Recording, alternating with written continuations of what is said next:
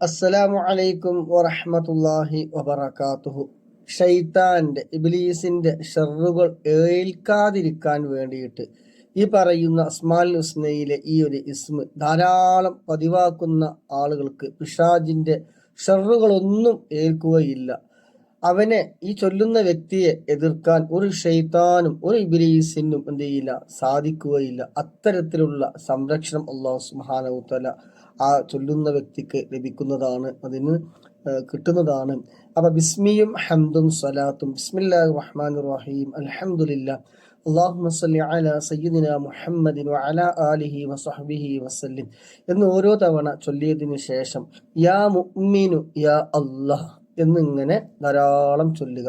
അവസാനിപ്പിക്കുന്ന സമയത്ത് 3 സ്വലാത്തോടു കൂടി അവസാനിപ്പിക്കുക. ഇതിങ്ങനെ ധാരാളം പതിവാക്കുന്ന ആളുകൾക്ക് എന്തെങ്കിലും ഇബ്ലീസിന്റെ ഷർറുകളൊന്നും ഏൽക്കുകയില്ല. അല്ലാഹു സുബ്ഹാനഹു വ തആല അവനെന്ത് ചെയ്യും, നല്ല കാവല് നൽകുമെന്നുള്ള, സംരക്ഷണം നൽകുമെന്നുള്ളതാണ്.